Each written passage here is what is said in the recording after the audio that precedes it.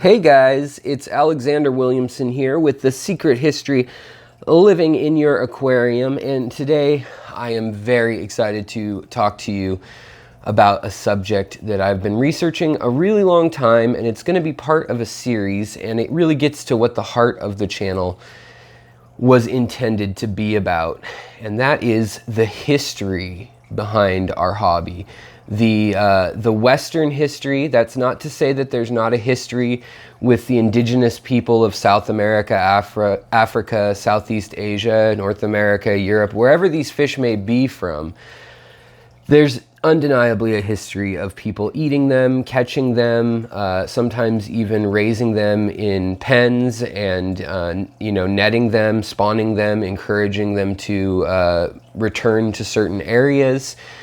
And various forms of aquaculture like you see in the Polynesian islands and things like that, where they made pools for them. But today we're going to be talking about the Western history, the post-colonial history going on from the 1800s onward. And specifically today, we are talking about these wonderful ambassadors to the hobby, the angelfish, and specifically the scalare angelfish.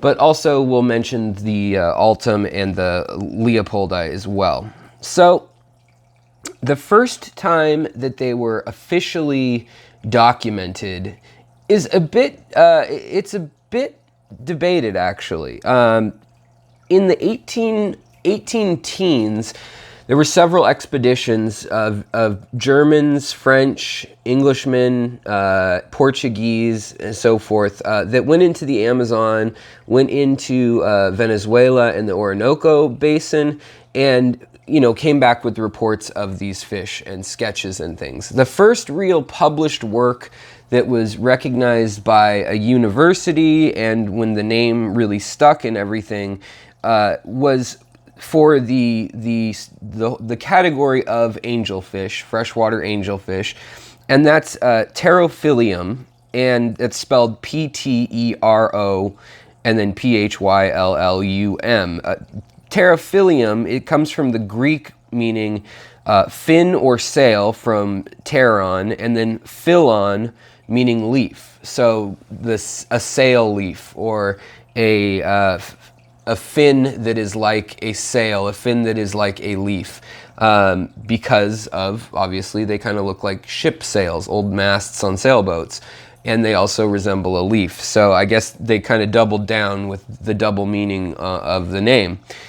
Now, 1823 is the official year that the European Society first was told about these fish, had illustrated imagery and things like that, and it was actually another dozen or so years before samples started to be sent back in jars, and they were put into jars with alcohol, with vinegar, all sorts of different things. They tried sending back samples of fish around this time. They wanted to show them off, and especially later on, by the 1850s and 1860s, we started seeing the inception of the World's Fair, and even though we couldn't get these creatures back to Europe on the many-day trip, especially pre-steamships. I mean, these fish were first identified pre-steamships, so it would take months to travel from Europe to South America into the heart of the jungle, years before you completed a journey. And a guy named Heinrich Liechtenstein was one of the first people that did a lot of this kind of stuff, and he actually explored all over South America, Africa, and really the entire world too. But he cataloged a lot of fish, and is responsible for hundreds of species having their taxonomy at least started, and things have been changed many times since then. Later on, we're just going to hop through the three types real quick.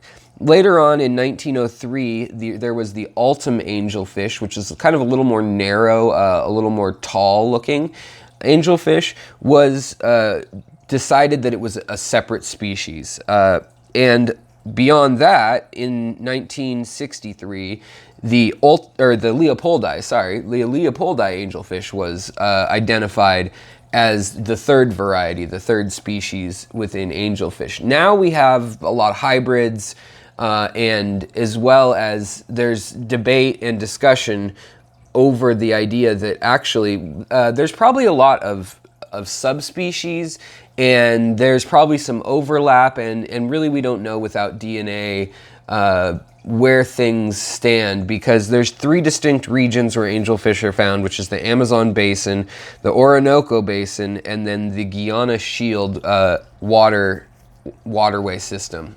And they're all loosely connected in roundabout ways during flooded out times of the year, but they're far away from one another, and they're ginormous areas. So there's pockets of these populations.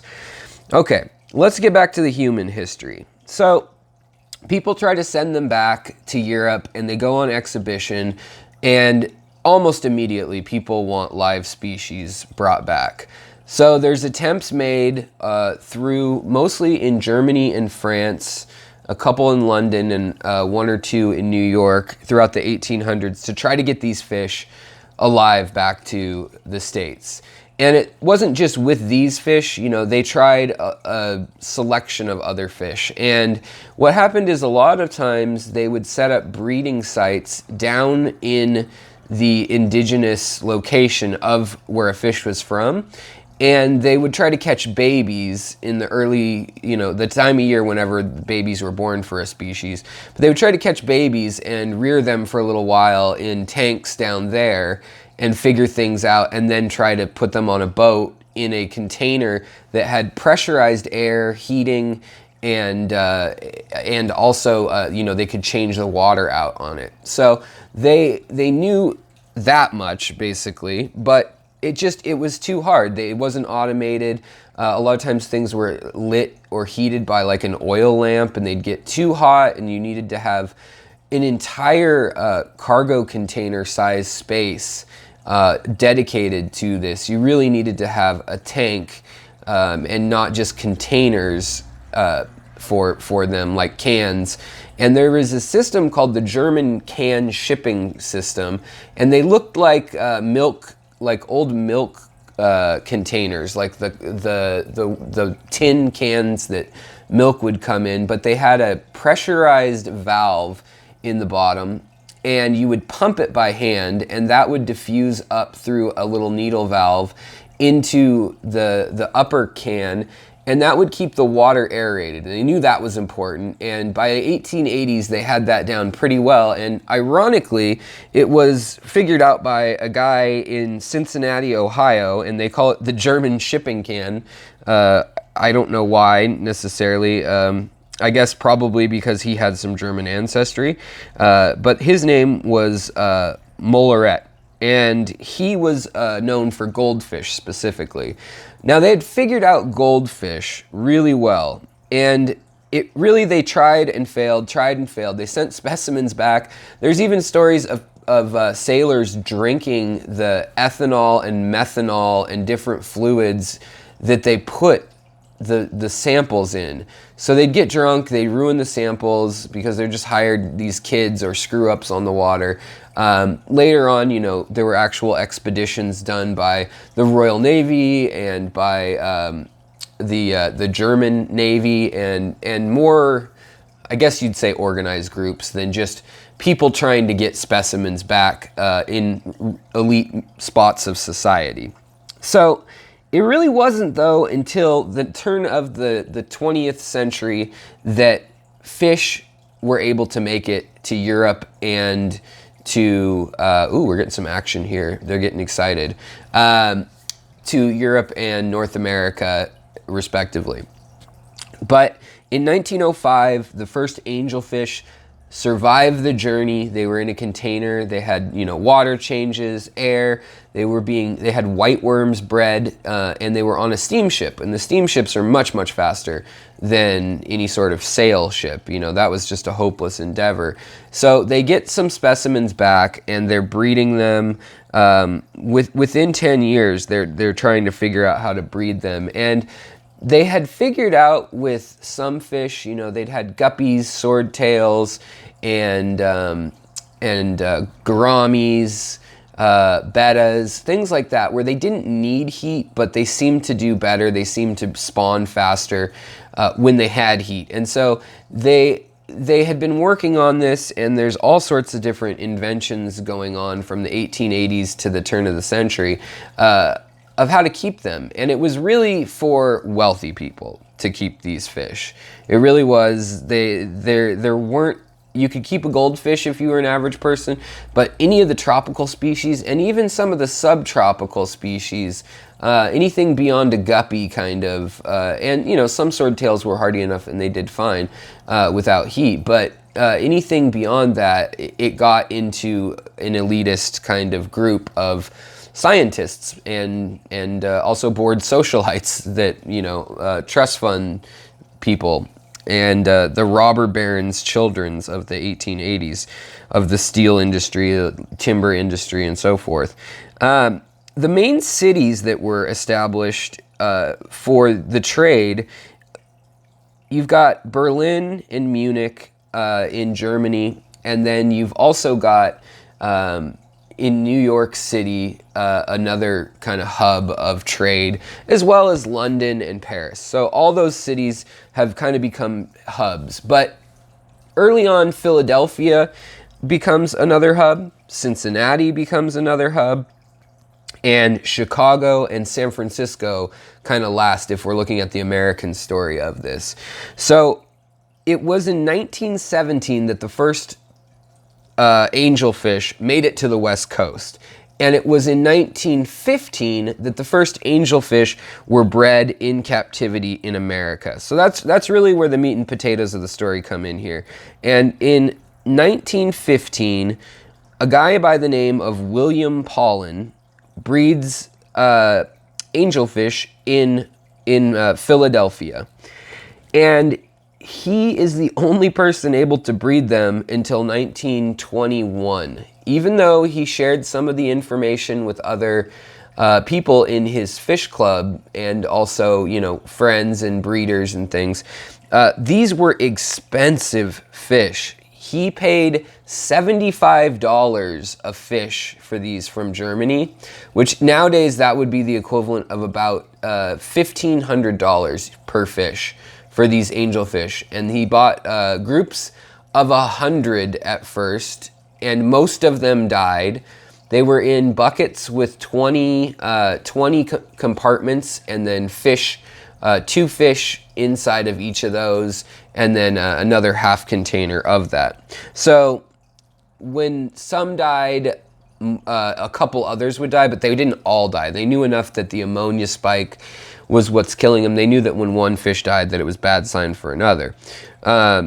So they're able to get these fish to the New York area, and by the 1920s, 1921, 1922, finally 2 more fellas in the United States are able to breed angelfish.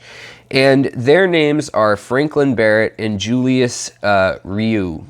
And they both are, one guy is located in Chicago, and the other one is in New York. And so by this time, now we've got breeders in New York, Chicago, and we've also got a breeder in San Francisco. So in 1917, the fella who ordered them to San Francisco, which was just, I mean, it's just crazy to me that anybody did that, but there was no guarantee that the fish would make it alive, first of all, none.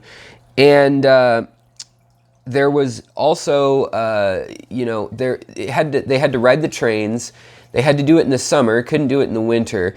And they tried to do it without the heat because they kept burning the fish or doing things wrong like that. And they couldn't get a whole container on a train that would move quick enough with a big tank and kind of an aquarium setup, like a miniature full-on aquarium. So they would carry them in these containers in the German shipping can that had been modified. And finally they got some in 1917 over to San Francisco. He was not able to breed those angelfish for another 3 or 4 years. So by this point, I already mentioned that 1921, 1922, we had 3 on the East Coast and in Chicago breeding, and we have San Francisco. Well, these are really the big hubs of the aquarium hobby. You got the Shed Aquarium in Chicago. New York also has an early aquarium, and Philadelphia and Cincinnati also have old aquariums. So, you know, it's kind of interesting. The scene back in Germany is also starting to explode. So, Wilhelm Emeke, I don't know how to say it, guys. I'm sorry. Eimekke.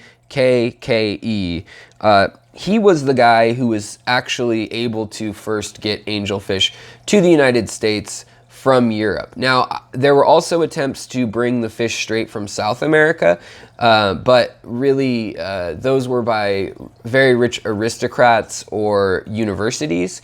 And it wasn't until the mid-1920s that those were successfully working. So it's kind of a moot point. It was actually these early breeders that would get the fish, and they were retailing by 1925. They were still retailing for $7.50 to $10 a fish for angelfish, for scalare angelfish, as well as by the 1930s, they had brought in the versions, the Altum and the Leopoldi, and they hadn't named those yet, but they thought they were all the same species maybe. There was debate, doesn't matter. They figured that out later. But they had been breeding them long before they came up with the proper taxonomical name for it. So after this, on the West Coast, it was $10 to $15 in the mid-1920s to breed, or I should say to buy these fish to breed. If you wanted a pair that had already paired off from either Frank Locke or William Paulin, Franklin Barrett, or Julius Rieu, you would pay even more, usually $100, $75, astronomically more for adults that had paired off. You're paying the $7.50 or $10 for the babies. And as I said, that $75 was like $1,500. So, I mean, it's like $100 a fish, basically, for baby angelfish at this point. And they're only coming from these wealthy folks who also have helpers. You know, they have kids, they have fellow friends in their cities that are interested. And a lot of these people set up private aquariums that became public aquariums later, or turned into shops or distribution centers of tools and tricks of the trade kind of thing. So after this, they continue breeding and newsletters start to go out. There is the Innes and Sons Goldfish Varieties and Tropical Aquariums Fishes and Allied Subjects magazine. That's a mouthful. Innes and Sons Goldfish Varieties, Tropical Aquarium Fishes, and Allied Subjects magazine. And that was a $4 magazine, and it had one big issue each year where you could order from all the breeders that were around. And really it was goldfish, guppies, swordtails, things like that were the main focus of these magazines early on. They called them Chinese fighting fish or Siamese fighting fish, but the bettas, the betta splendens and things like that. And then we've got the angelfish as kind of this holy grail, along with, you know, later on the discus, but angelfish and various tetras, barbs and danios were figured out quite a bit earlier, a little hardier. And at the same time, these magazines started to pop up. This one was a very good one. And it also had a book that accompanied it that was in publication from 1927 through 1939. And it went by the same name, but it had 250 pages. It had 300 species of tropical fish, including the angelfish, and how to breed it, how to take care of white worms, vinegar eels or nematodes, Daphnia, and all sorts of stuff that was interesting information that you just wouldn't have been able to source at the time, especially all the way out on the West Coast and things like that. So this kind of became one of the gold standards for the hobby in America. And while this happened, all these fish clubs start popping up throughout the teens and 20s. And really, tropical fish clubs are a thing of the 1920s, because this is the big thing that changes the angelfish hobby, is that it becomes electric and mechanized. So there is in 1924, there is an affordable, it's $70, so it's cheaper than the fish. Essentially, there's an affordable radiator and electric air pump setup that you can order from the Home Aquarium Bulletin, which was a publication that came into effect as a magazine in 1931, but before that was a kind of a closed loop newsletter that was sent around amongst hobbyists. It was St. Louis had contributors, Washington, D.C. had contributors, and basically this thing, people would write an issue and then they'd pass it on westward, and it would get bigger and bigger until it was in the West, and then at the end of the year they'd publish it, send it back to New York or New Jersey, and they would publish it into a volume, and this is what turned into the Home Aquarium Bulletin in 1931. Also in that same year, there was an electric air pump called the Type K Electrazone air pump. And these two guys, Dr. Myron Gordon and Dr. Carl Hubbs, were the ones who really championed that magazine, the Home Aquarium Bulletin, and they also put all this gear in the back. So just like you see in a Sears and Roebuck catalog of the time, you'd mail order all this equipment, and it was coming from very specialized places. You know, they were talking about sourcing how the hand cranks on the early pumps and things were actually sourced from a company that made hand drills, like for your hand to make a drill bit for boring holes. They'd use the same handle for turning the crank on a chain-driven crank pump. Same thing for pistons and things. You know, they'd have to go to another place, and then for the tin cans, they went to dairies, and they went to a diving place to get the pressure valves. So they really had to specially source or fabricate these things. And so it really was the super wealthy that were able to get these things first, or kind of tinker around making them, and public aquariums as well. But by the 1930s, these things were available mail order. And then you see this huge explosion of keeping fish, because heating a tank became something that was, I wouldn't say easy, but it was attainable. Middle-class America, if you devoted yourself to the hobby, you could get into it.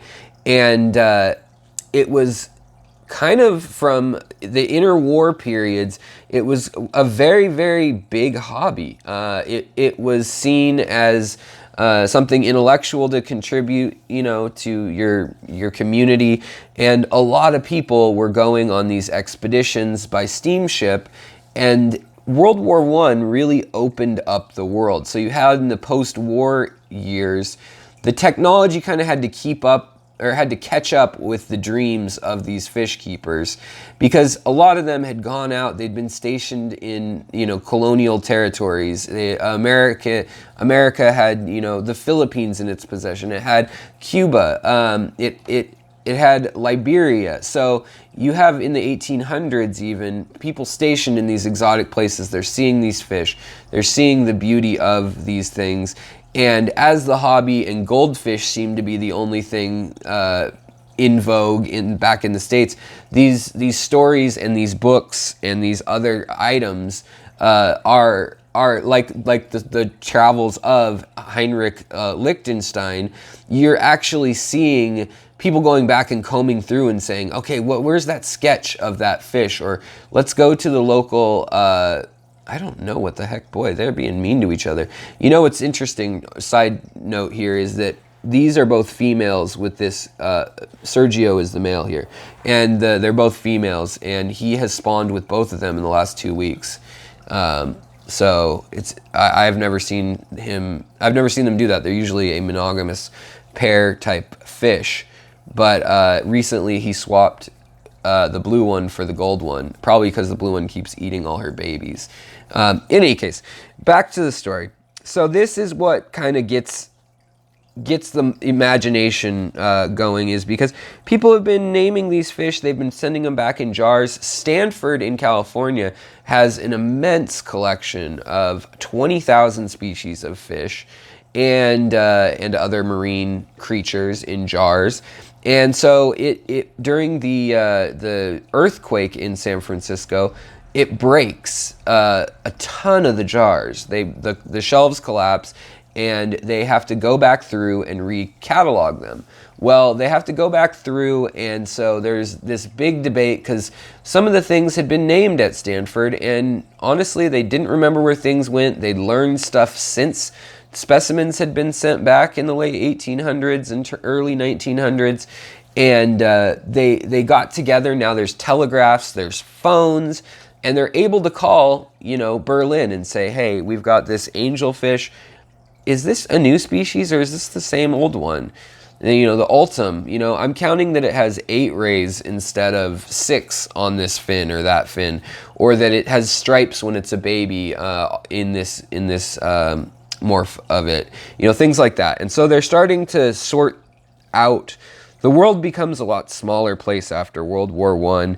It starts earlier than that with trains and steamships, but it really, with World War I, it's solidified. The angelfish is here to stay in America, but it is a fidgety thing. There's different tricks, different people. You can read articles and anecdotes in these, in the St. Louis Aquarium Club, in the Chicago Aquarium Club.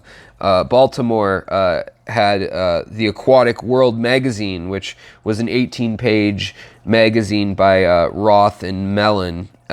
They had this, it was 5 cents, 18 pages, and they had this little local magazine that later also spread. In 1970, they had it as a handout for the club and kind of a local magazine.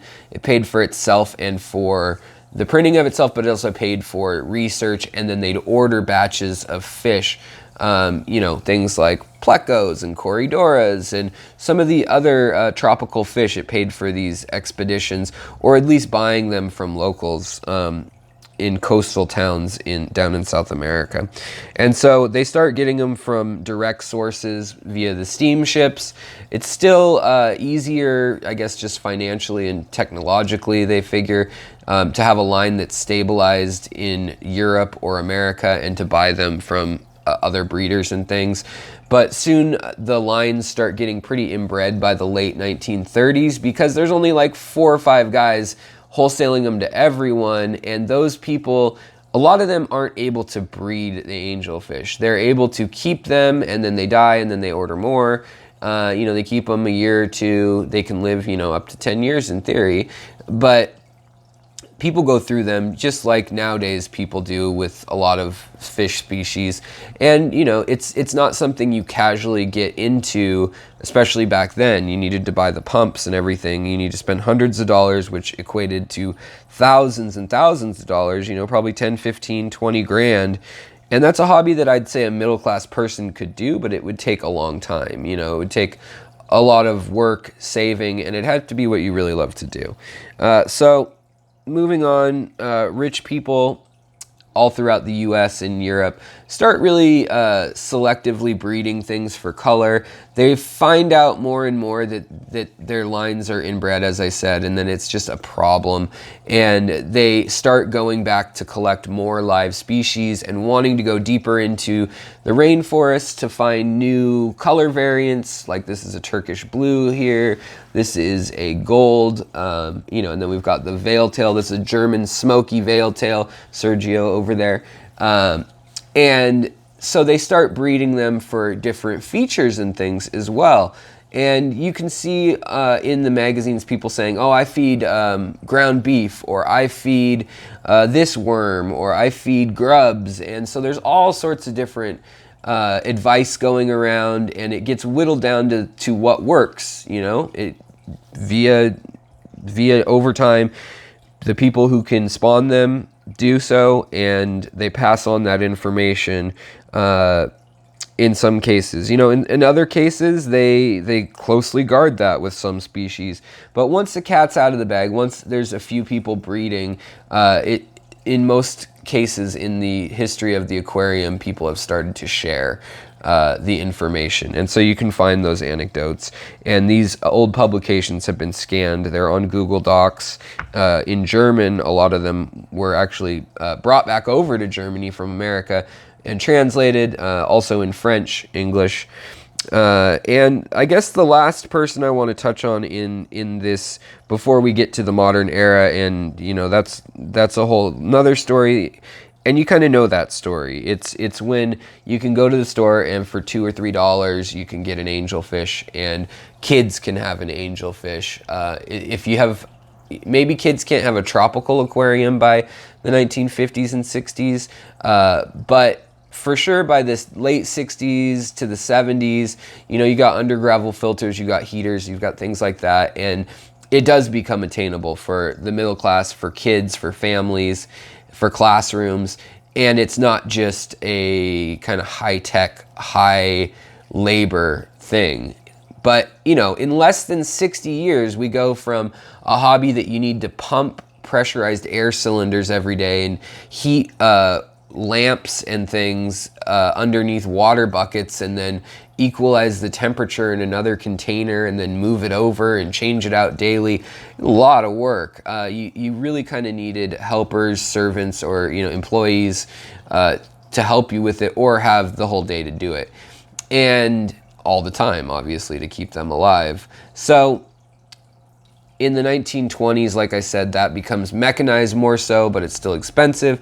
And then by the 60s, it becomes so democratized, you know, and then people start getting into saltwater fish and all sorts of other things. And that's when we really see the huge explosion of angelfish, and also angelfish types. And likewise, after World War II, you know, World War II puts a hold on things, especially the German to American exchange of some things. Not everything. Surprisingly, America and Germany still did some trade during the war. Companies did between one another, but the little things like friendly rivalries of breeding fish kind of turned bitter for a while.